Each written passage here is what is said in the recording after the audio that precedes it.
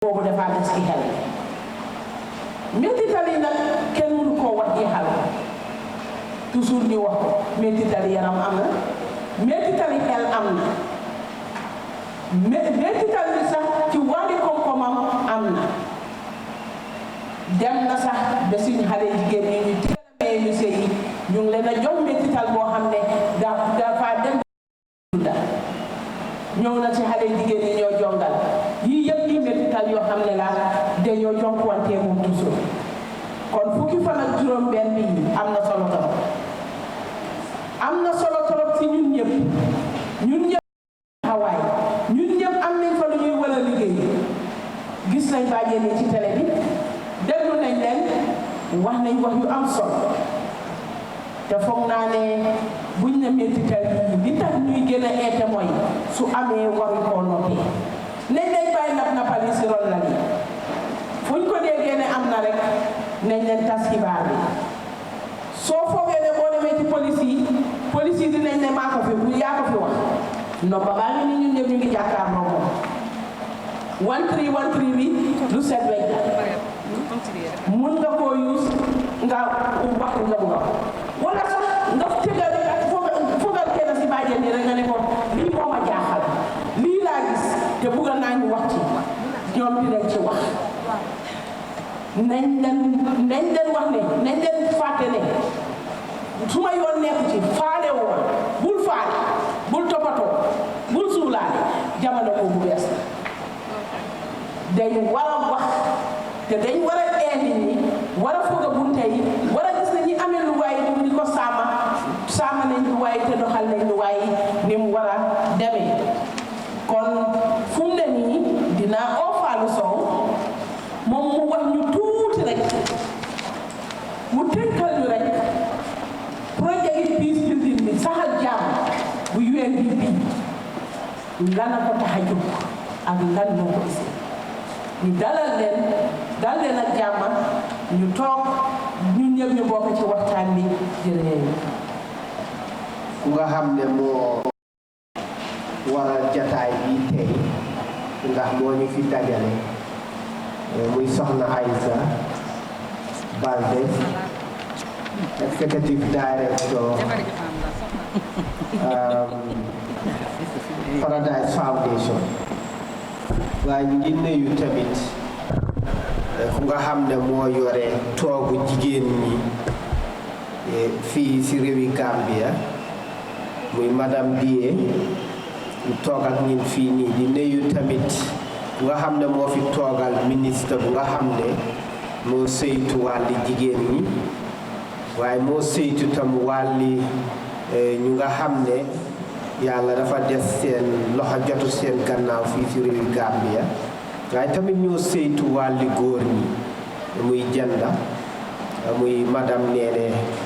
Touré di sant di gërëm yàlla nag bu baax a baax di sant bàjjen bi fi teew yëpp di sant youth activiste yi fi teew yëpp di sant di gërëm media house bi fi teew yëpp di wax rek ne Néné wax na ko ci gannaaw dañ nekk ci fukki fan ak juróom benn yu am solo yoo xam ne képp koo xam ne lu jëm ci emale doomu aadama muy góor ak jigéen lu jëm ci daaxa farfarlantoo ci diggante góor ak jigéen walla nit ak nit lu jëm ci gis ne jàmm sax na waaye lu jëm ci gis ne nit ñi ñëpp dund nañ dundin boo xam ne dunda bu baax la boo xam ne dina tax ku nekk sa yelleef ak sa gëdd nga am ko ci sa dundin bis yii nii muy fukki fan ak juróom benn yi yu am solo la ci yow moo tax ba fii ci réewi Gambia ñu taxaw ñi nit jokkalante ak àdduna ci yëpp ñu gis ne li ñoo wax 16 days of activism against gender based violence ñun tamit def nañ ci suñu wàll bàyyi nañ ci suñu waar comme nu ko chairwoman bi waxee Néné the peace building project boo xam ne la UNFPA ak yeneen UN agencies yi comme UNFPA UNDP ak yeneen UN agencies yi ñoom ñoo toogoon gannaaw bu TRRC bi jeexee ñi ne naka la ñoo saytoo réewi Gambia ba delloo si waat jàmm fii si Gambia suñ waxee jàmm nag dafa bëri fànn jàmm si xol jàmm si dëkkuwaay yi jàmm si place yi jàmm si diggante góor yi ak jigéen ñi waaye jàmm si biir njaboot gi naka la ñoo fexee bañ am loolu soo gars yi develop luñ dee ooyee si angale project proposal mooy jël seen xelaat dajale ko binda pour ñaan dimbal su nga xam ne dañ am xaalis pour ñu jox ñu xaalis boo xam ne réewi Gambie dinañ ko mun a jëfandikoo pour dépasse pour gis ne jàmm sax na fii si réewi Gambie ndax réeréwu leen mbir ne réewi Gambie réewi jàmm la su fekkoon ne am na dara loo xam ne réewi Gambie si àdduna si loolu lañ dee xàmmee réewi Gambie mooy jàmm kon lépp luy saxal jàmm rek doomi Gambie ak réewi Gambie dañ si war a taxaw so ñoom gannaaw bu ñu defee loolu ba yàlla def ñu am xaalis boo xam ne jox nañ leen ko ñoom itamit ñu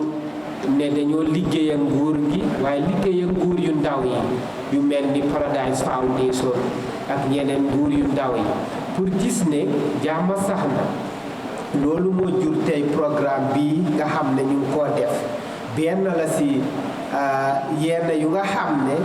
ñu ngi ko xaal la pour gis ne jàmm am na ak yeneen yu mel ni radio programmes yu mel ni TV ak bàjjen show bi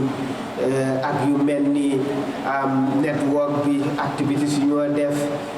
soo demee si Ministry of Gender am na yeneen activités yu ñoo def yeneen civil society organisation yu fi teew yu si bëri si ñoom ñu ngi def ay activités yoo xam ne ñu ngi ko def si time bi nga xam ne projet boobu moo nekk di sponsor loolu projet bi nag yéeneem mooy saxal jàmm yéeneem mooy gis ne teex yu nekkoon si suñu biir especially time TRRC bi dafa wane ne nguur ku fi jógee ko time bu fi nekkee dafa amoon jafe-jafe yu bari yoo xam ne jigéen ñi ñu ko daan dunda mu dem si di leen sàkku wala di leen tooñ wala di leen teg si seen yaram loo xam ne loolu jaaduwut si gistu yooyu nga xam ne TRRC bi wane na ko gars yi ñi ne kon dañoo def ay recommendation mooy am yenn lu ñoo tëral pour ne nguuri Gambia ak niti Gambia dañoo doxal loolu pour gis ne jàmm saxaat na waaye gis ne lu amoon bu mu amaati saka lu dem si wàlli di sàkku xale jigéen yi ak jigéen yi fii si réewi Gambia si turi nguur gi la wala si turi leneen la loolu nekk loo xam ne lu am solo la moo tax nguur gi ndaw yi PS comme Paradise Foundation ak ñeneen ñu mu àndal ñu ngi xeex bu baax pour gis ne nit ñi xam nañ luy seen aaxa ak seen yelleef ndax lu bëri doomu aadama dina ko dee jànkuwanteeg si dundam lu tax ñu koy teg métit boobu wala lu tax muy jànkuwanteeg loolu mooy ñàkk a xam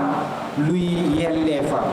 mooy luy raayitam nit ki su xamee raayitam yu bëri yoo ko bëgg a teg dafa mun a taxaw bañ ko te dafa xam fan laay mun a dem ba mun a aar boppam si façon yooyu so da ngaa gis ne soo bi projet bi mu ngi support initiative yu bëri pexe yu bëri yoo xam ne dinañ si jàngal nit ñi ñu xam lan mooy seen aaxa ak seen yelleef ñu xam képp koo xam ne nit ki def na la lu jaadu mettital si jigéen ñi ak ndaw ñi fan nga mun a dem ba gis ne sa aaxa ak sa yelleef jot nga ko waaye am nga sa kaaraange waaye tamit ñu xam naka la ñoo mun a sax moytoo façon yu bon yooyu nga xam ne nit ñi dañ ko dee teg si suñ biir beneen bu am solo loo xam ne projet bi tamit mu ngi koo indi mooy dooleel nit ñi saka si dëkkuwaay yi ak dooleel jigéen ñi ndax ku nekk xam na ne nit ki su amul doole lu bari dañ ko mun a teg te mu tegoo ko ngir ñàkk doole bu ñàkk doole nag suñ ko waxee bari na façon mun naa nekk doole si xam-xam ndax soo ñàkkee xam-xam rek amuloo doole nit ku am xam-xam wala nit mun naa jëfandikoo xam-xam pour teg la ay métti waaye doole tamit si koom-koom soo ñàkkee koom-koom boobu tamit mun nañ laa teg métti ngir lu nga ñàkk koom-koom mooy lu dee ooyee poverty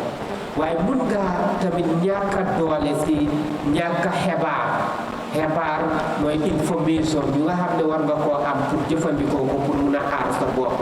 am loolu waaye mun ngaa ñàkk doole si ne yow fu ñoo jëlee décision doo fa dee nekk doo mun a jël décision lu nga xam ne yow loolu moo la fullaal ak lu nga xam ne mooy aar sa boppa ñu koy jël ñooñu yow doo si dee bokka kon yow da ngaa gis ne yu si bëri dañ laa fàtte wala ñu jël décision yoo xam ne yooyu yow du la aar te du la jëriñ te loolu moo lu nga xam ne benn si jafe-jafe bu nga xam ne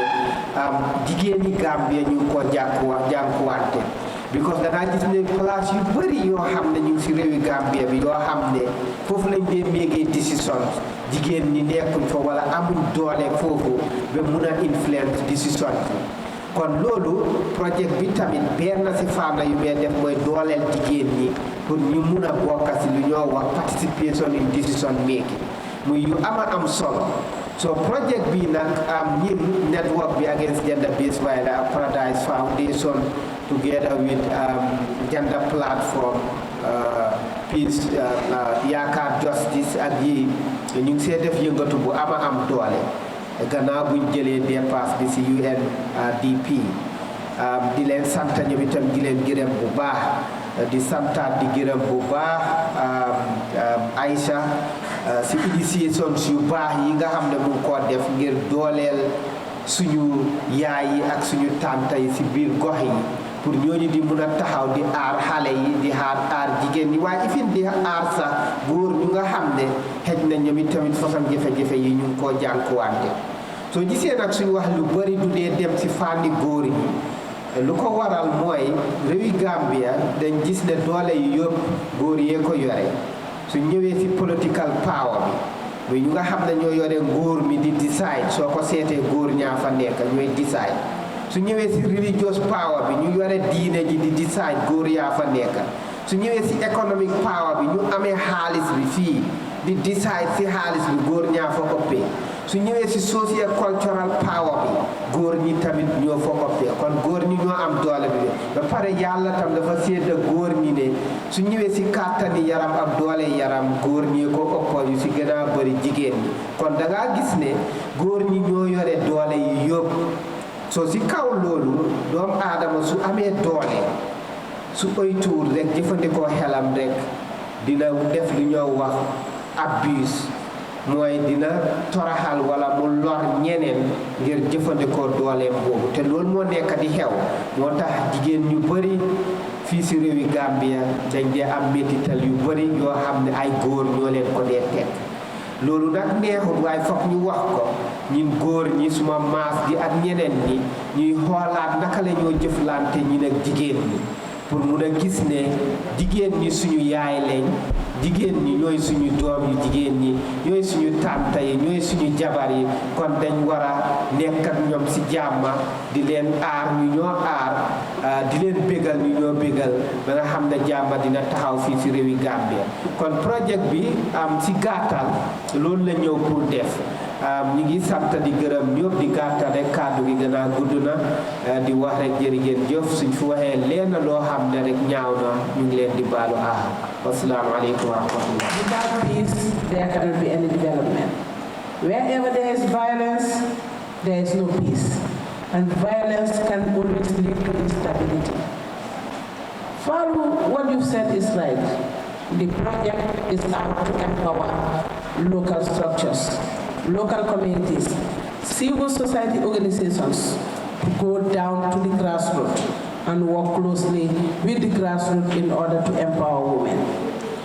How do they empower women? Politically, women are always left behind. When it comes to decision making, most of the decisions are made behind women. Women do not take part in those decision making. It's important to have more women in decision making positions.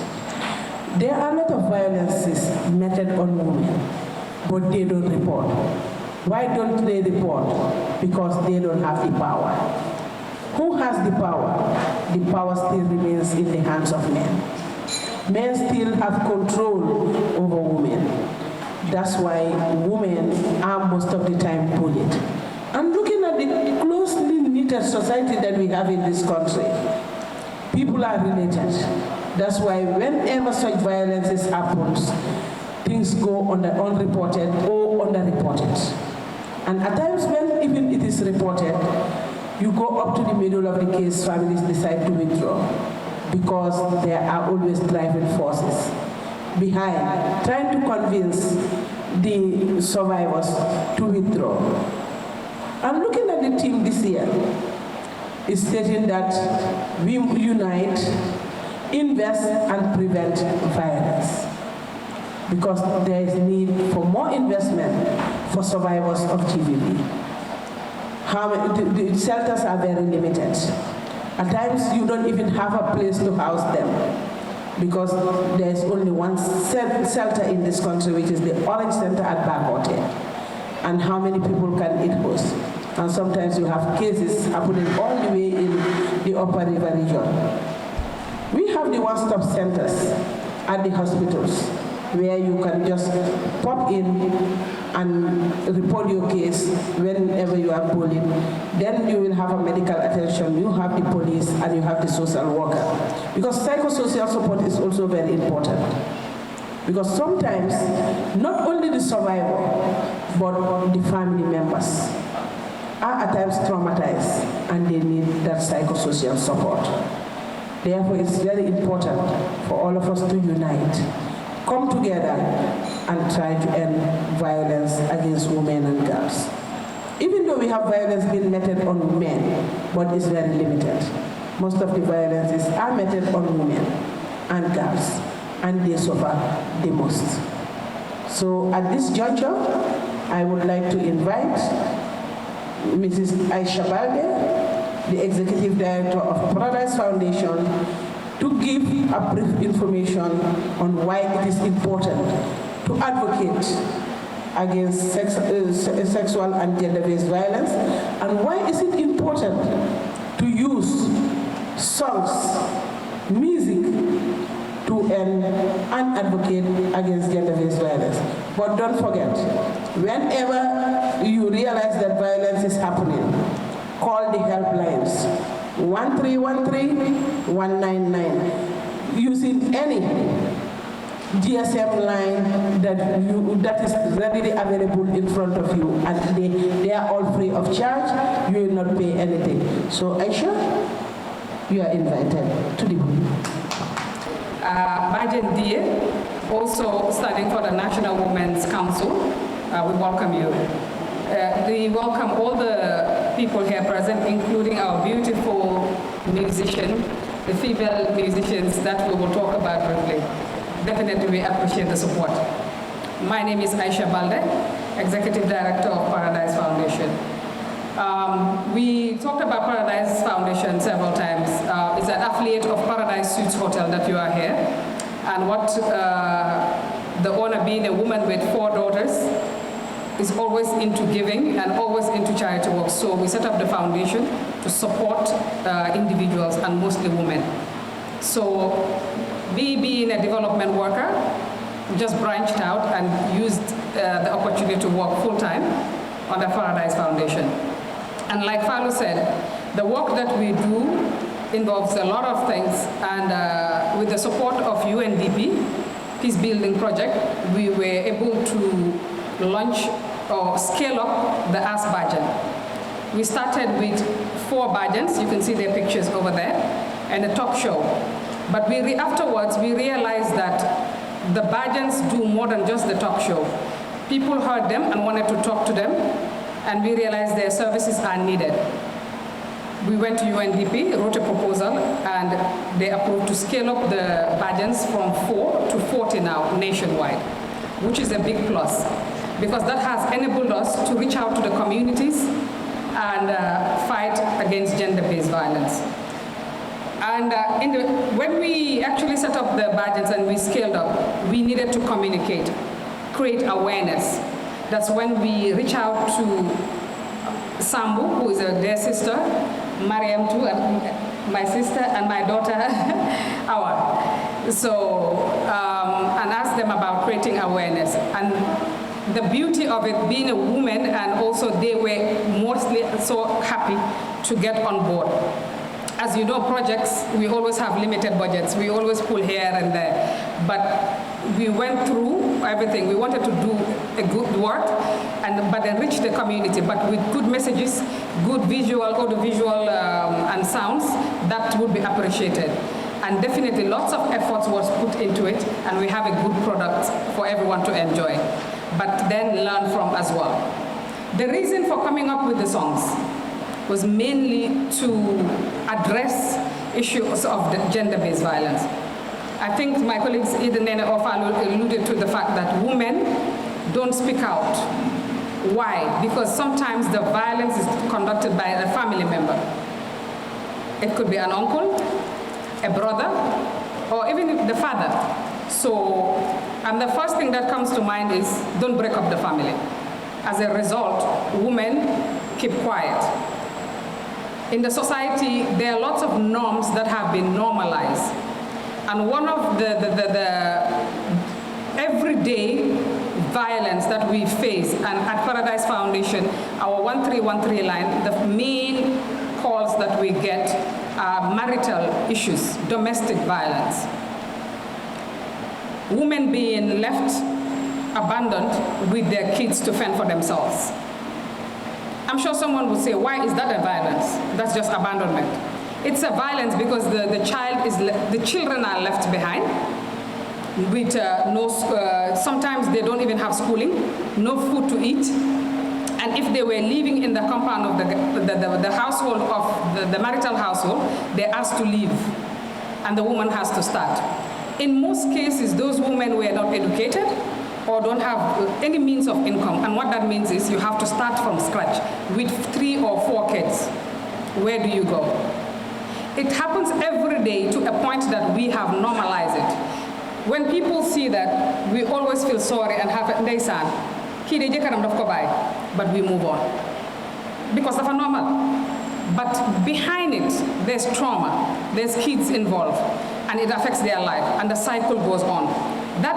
Those kids will grow up with bitterness, hatred, and sometimes it affects their education, their livelihood, and their development, and we think it's normal. So at Paradise Foundation, we've seen that a lot to a point. We feel the need to continue advocating, to talk about it, and to always push for the change in our communities. And change cannot happen if people are not aware. We need to create awareness. And that is why the media, we forgot to thank you, but it's thank you for coming, and we always rely on you as a vehicle to push our messages into the communities. Another aspect that we really dwell on, which the Bajans work on in the community, are issues of early marriages, child marriage, issues around the home, and the recent burning issue of FGM. We all know that FGM is a hot topic, and it has actually some boundaries. People are even worried and even scared to talk about because the religious aspect of it. But we need information. We need to create awareness of the impact and the consequences of FGM and early marriages. And I think that some of the songs alluded to it. Another thing which we think that it should also come out clearly as part of the 16 days activism. Because the theme this year is to invest in prevention against violence for women and girls. We all know funding is a huge challenge. Since the beginning of the COVID-19, that's when we launched the helpline 1313. Also working with the network who has the one-stop centers. There are lots of cases. We can list hundreds of cases. But most of the cases, what we provide is psychosocial support and we counsel them and we follow them. But it has a limit. Again, it's due to limited funding. What we try to do is to try to use our communities, and that is why we created the Bajans. The Bajans are based in the community. They can link up and with little or no cost, link up with the individuals and provide that counseling, the psychosocial support, or mediate between families that have problems. So it's very important to strengthen these community programs. We would like to thank UNDP for approving and believing in us and believing in this project, the Bajan project. But as much as we want to say thank you, we want to say also the next step. But we continue to seek funding to increase the investment to assist the women in the communities. A quick example is that recently we saw a woman that was battered. The first people who came to her aid was the community. It was the people around. Regardless of all the services, we have the 19313, we have 199, we have the police, we have the fire brigade, we have the one-stop center, even the ambulance service.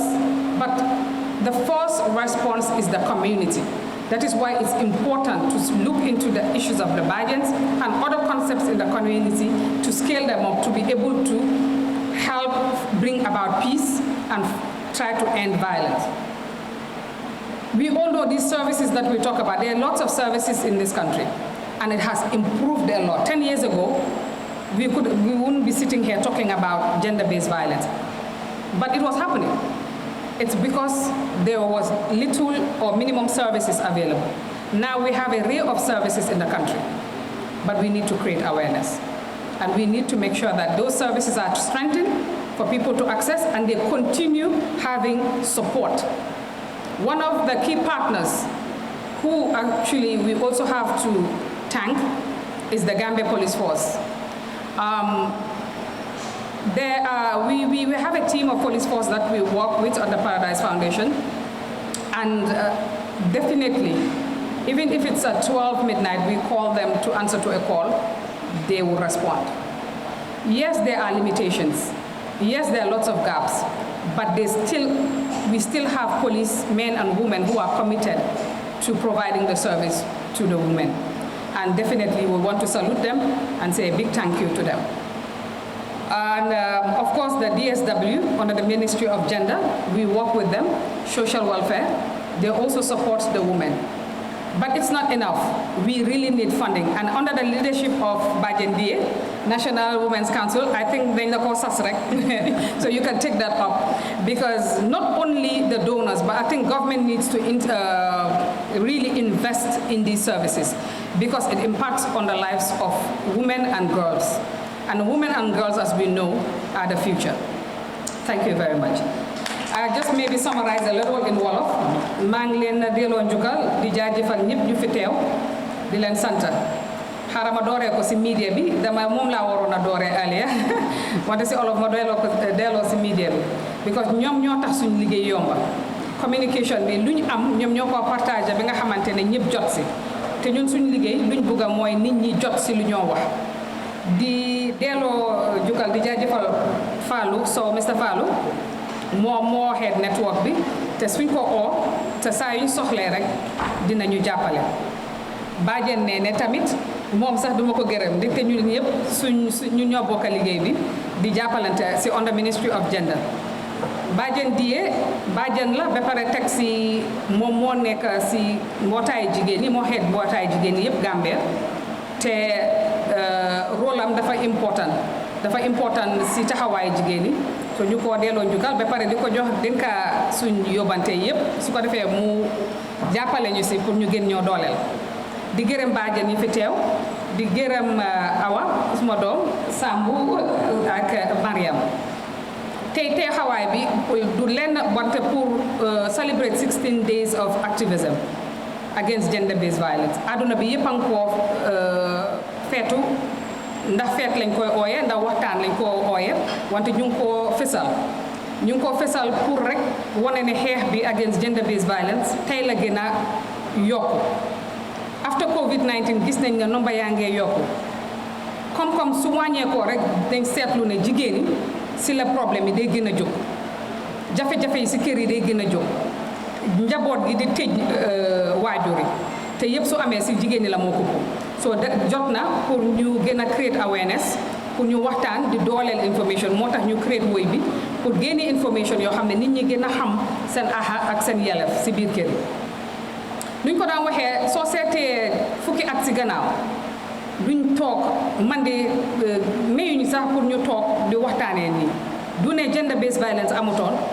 wante yu bari nekkutoon in place wante tey sant yàlla yu baree ngi in place dañ mun a toog ba di waxtaan di jàkkaarloo askan bi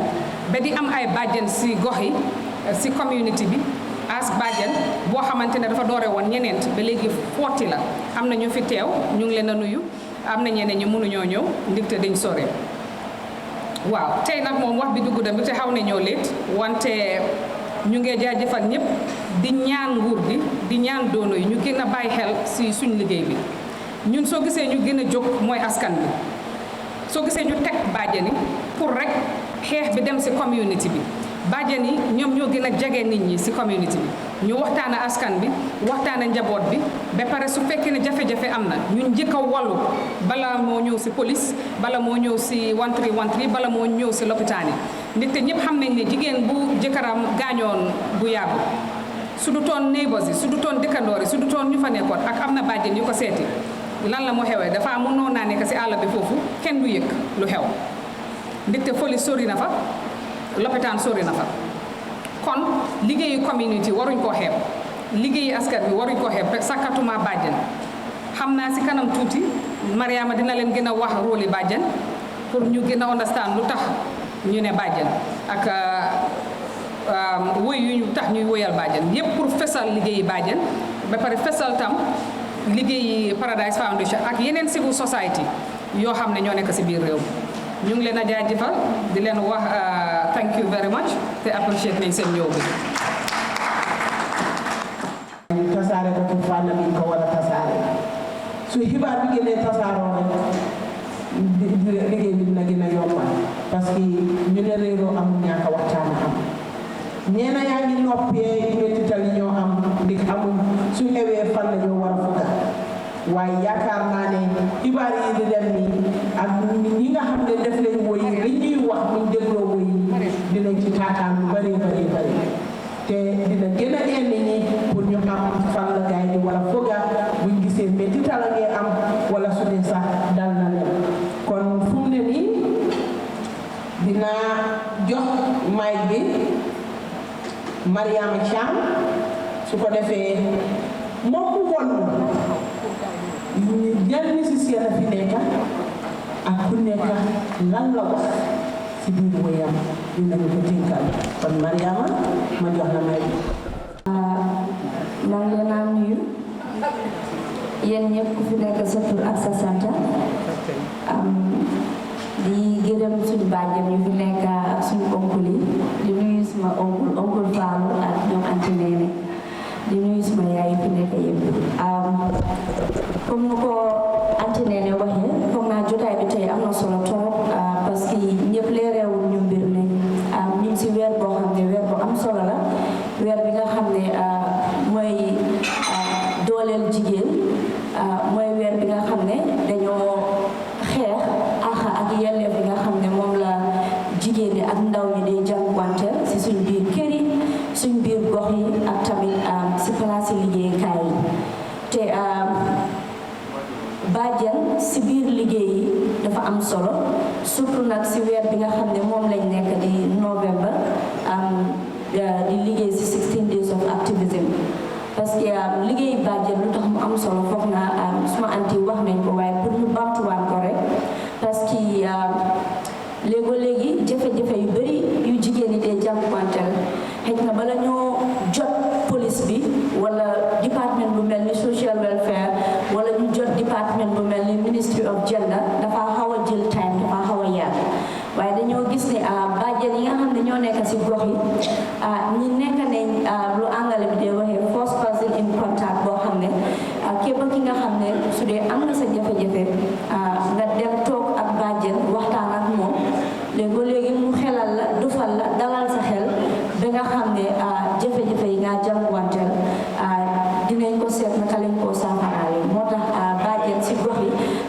solo te initiative bi Paradise Foundation dafa am solo parce que ngeen dekkaliwaat di fàttalikul askan bi di fàttalikul nit ñi ne bàjjen démb la woon balaa tey te bàjjen dañ am solo man nag comme niñ ko waxee maa ngi tudd Mariama Cham social worker la ba pare tamit mental health specialist la so te suma rôle tey mooy ñu introduce suñu artistes yu nice yi nga xam ne wax dëgg yàlla seen liggéey tamit màcc na si wàllum liggéey bi gars yi di def so like I was saying we are in the month of 16 days of activism and then it is already won and you could see the banners and then the colors and it is very colorful so in 16 days of activism this is a day or this is a month where we advocate and then talk about issues that women and young girls are facing and these are issues that happen in our homes, in our schools, in environment and workplaces and most of the time we find it very difficult, especially service providers, for people to report cases. Like Aisha was saying at the beginning, that we are living in a society where when these issues happen, we tend to put it under the carpet. We tend to, try to dodge away from these services that are provided in the hospital or in the police. And the arts version and then the music that is going to be demonstrated or that we are going to listen is very instrumental. And like I was listening to the music and there are so many issues that are summarized and said in the music. And to me, I was like, the artists have already made the work easy for us. So the advocacy doesn't only have to be people talking about it on radio and TV, but also music is another way of advocacy. So right now, in order to avoid much, to bore you with a lot of talk, we are going to start to introduce this three music that we have from our beautiful artists, and we are going to read just a brief background about what they do, and then also we listen to their music. We are going to play them one by one, and we urge everyone to listen to this music because it's very interesting and then also it's also educative. So the first music or the first person that we are going to talk about, or the first song sung by this beautiful lady and is a sister, is our May. We all know our Bling. Oh yes, Auntie Samu Suso. For her, she's somebody that I've been admiring since when I was very young. We have beautiful music, and then we go. So it says Samu Suso is a Gambian artist born in a family Gideon in the 70s, representing the Gambia both national and international. And I think that is something that we don't have to debate about. And she started singing music at a very early age, and then she has been doing very well when it comes to the music industry. And whoever knows Sambo Suso know that she is a role model, and then she has groomed a lot of young artists in this country. So for that being the case, we are going to listen to her song and then also learn from the song. And we will just give, also after the song, we will just talk about some few important points about this song that she sang. So if the DJ is ready. Sigo niño mi valía.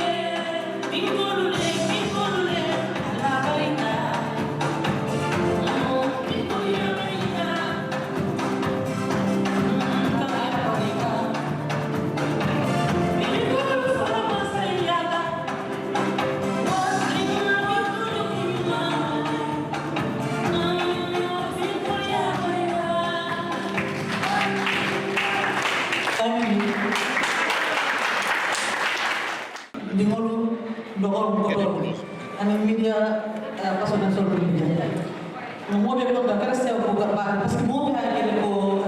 gender violence asamo warata ni abe warata ko to hani bi to blessing brodi ñola nga ñom ma ko kacaldo ka bi ñol fa imam awaya ko jama imam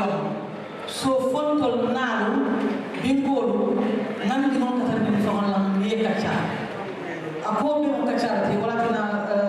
do kilo ko ni amoy ko ni so la ko ni ko la ko la ta mo atra you want go you want ala kala haklo to ala kala ko anything fem fem la ko ko jahal 1313 ko bingol bi debe ci kacha sorry there's a fem for the start again I want to be done parce que dia mo problem mo That is the role of Bajan and how important it is to talk to our Bajans, and then also the importance of the hotline, that is 1313. Sometimes I used to tell people, manage that normally, come some monkey fana, then you can so call that I didn't credit, but you don't have to buy credit. So call it, dengan jogan service provider, because Mohammed, kita kan the ways and means to hall. Jadi biru ini waktu sebelum am solo, ne sudah am nak dalam benefit dia hamne yang ko jangkauan dia malah tahu Bajan pasti ko mau hewan sendiri Bajan dapat am solo jadi mereka nak nyawa hamne bala any other person ñom la ñoo waxal so 1313 bi buñ ko di faté ba pare tamit su ñëwé ci wàllu jafe-jafe yi nañ bàyyi su problème yi amee ñu bëgg koo jël nëbba ko ne buñ ko waxtaanee wala nañ toog waxtaanee ko as a family lii bokk na si loraange yi nga xam ne mu ngi sonal jigéen ñi ak xale yi ak ndaw ñi tamit so Activism so thank you so much for that beautiful song appreciate nañ ko trop te xam naa ne yéen tamit yéen ko doon déglu appreciate nañ ko next dañoo dem si suma Toma Mariama Diop moom tamit foog naa ne suñu dee seetaan programme yi as Bajan bi laajteel Bajan dañ di déglu woyam bi moom tamit woy na woy bu am solo waaye rek we also give a brief history about Mariama Diop is a Gambian. And then also, she was born in a Guyan family. She sings all her music. She sings it in a variety, in a way of African style. She represents the Gambia in Sweden to play with the change of band. She also released her first song. She called Danang Santayala. She is the assistant piano of Gambian female music artists. And most of her songs, she talked about women and children. I believe this is very important that we have artists that are also advocating and singing on issues that are affecting women and children, like Okulfalu said. When we talk about women issues,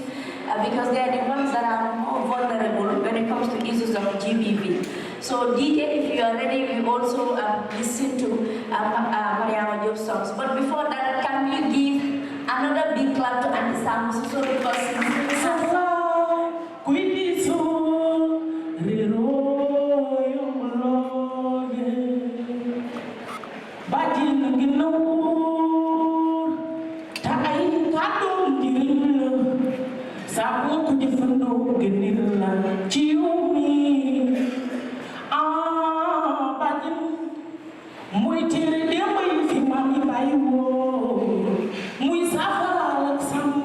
Jobo ki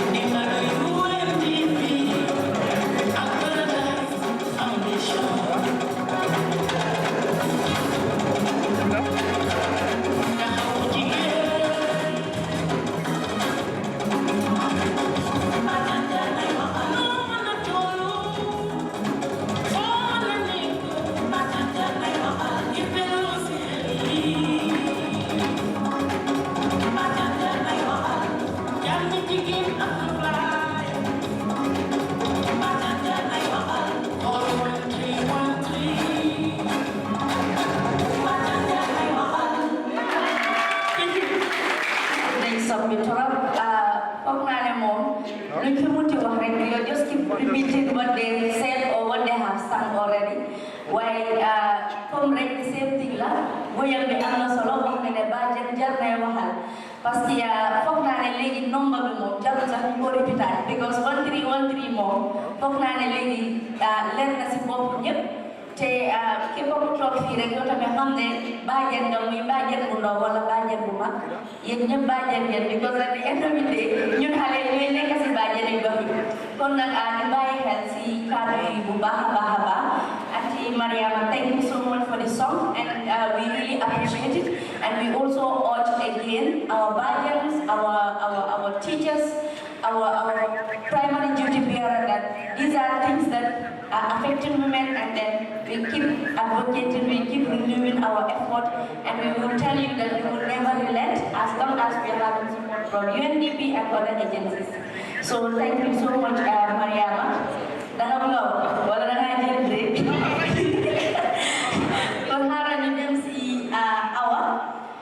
Awa is going to be our last female artist that is also going to sing her song. So I